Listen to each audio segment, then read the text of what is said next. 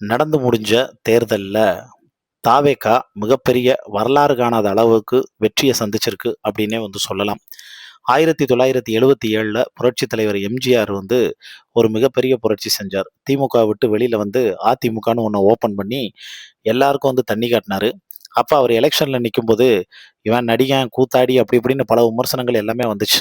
ஆனா அது எல்லாத்தையும் தூள் தூளா உடைச்சு, அந்த மனுஷன் பார்த்தீங்கன்னா, செம ஸ்ட்ராங்கா இருந்தாரு. அவர் உயிரோட இருந்தது வரைக்கும் அவர் தான் சிஎம்மா இருந்தாரு. தொடர்ந்து 10 வருஷமா பார்த்தோன்னா சிம்மாசனத்துல உட்கார்ந்திருந்தாரு.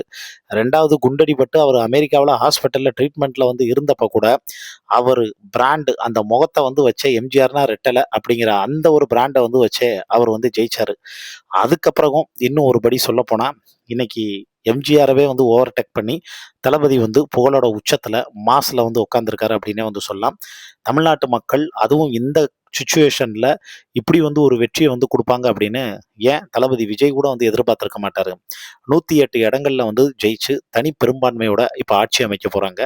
118 சீட்ல வின் பண்ணா தான் ஆட்சி அமைக்க முடியும். அதனால இன்னும் 10 சீட்டு தேவைப்படுது. அந்த 10 சீட்ல இப்ப காங்கிரஸ் 5 சீட்டுக்கு குடுத்து அக்ரீமெண்ட் போட்டு அவங்க ஆதரவு குடுத்துட்டாங்க. இப்ப 113 சீட்டு. இன்னும் ஒரு 5 சீட்டு தான் தேவை. இப்ப ஒரு அதிமுகவுல இருக்கக்கூடிய எம்எல்ஏக்கள் கிட்டத்தட்ட ஒரு 13 எம்எல்ஏவோட ஃபோன் ஸ்விட்ச் ஆஃப்னு சொல்லப்படுது. அந்த எம்எல்ஏவும் இப்ப அநேகமா தாவேகாவோட சேர்ந்துருவாங்க அப்படின்னு ஒரு கருத்து கணிப்பு சொல்லப்படுதுங்க. அவங்க எல்லாருமே செங்கோட்டையனை மீட் பண்ண போயிருக்காங்க. இதெல்லாம் ஒரு பக்கம் இருக்கக்கூடிய சூழ்நிலையில, இப்ப சீமான் போன எலெக்ஷன்ல 8% வாக்கு வங்கி பெற்று, அது ஒரு மிகப்பெரிய 3வது கட்சியா அங்கீகாரம் வாங்கிருந்துச்சு. ஆனா, அது எல்லாத்தையும் விஜய் இப்ப தவிடுபொடி ஆக்கிட்டார். ஏன்னா, அவரு 35% வாங்கியிருக்காங்க.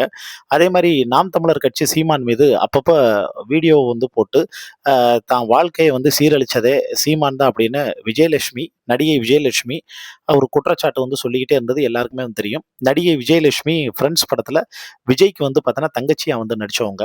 அவங்க சீமான் மேல அடுக்கடுக்கான பல குற்றச்சாட்டுகள்லாம் வச்சிருந்தாங்க.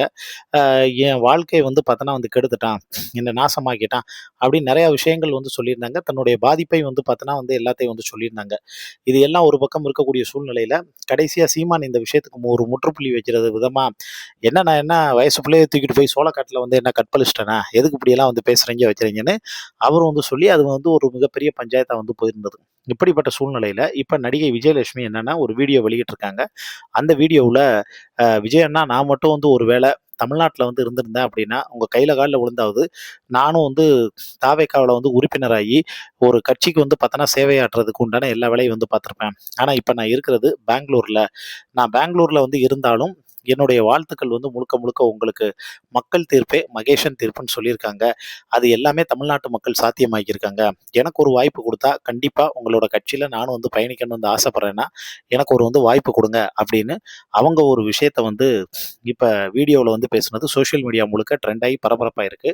அவங்க முழுக்க முழுக்க சீமானுக்கு பார்த்தீங்கன்னா அகேன்ஸ்டா இருக்கிறதுனால, அதே மாதிரி இப்ப விஜய்க்கும் சீமானுக்கும் செட் ஆகாம இருக்கக்கூடிய ஒரு சூழ்நிலை இருக்கிறதுனால, ஒட்டுமொத்த தமிழ்நாடு மட்டும் இல்ல, இந்தியா மட்டும் இல்ல, உலகத்துல இருக்கக்கூடிய வெறித்தனமான தளபதி ரசிகர்கள் எல்லாருமே இப்ப தங்களுடைய முழு ஆதரவ விஜய்க்கு குடுத்திருக்கிறதுனால, இது தமிழக அரசியல் வரலாற்றுல ஒரு மிகப்பெரிய மாற்றத்த ஏற்படுத்தியிருக்கு.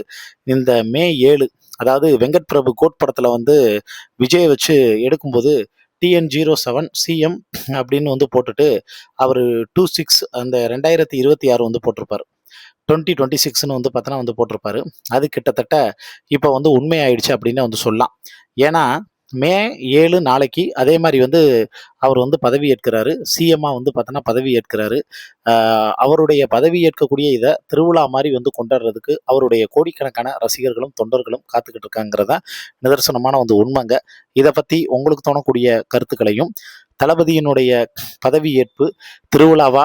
இல்ல அத விட ஒரு தரமான சம்பவமா? அப்படிங்கிறத பத்தியும் கீழ இருக்கக்கூடிய கமெண்ட் பாக்ஸ்ல மறக்காம மென்ஷன் பண்ணுங்க.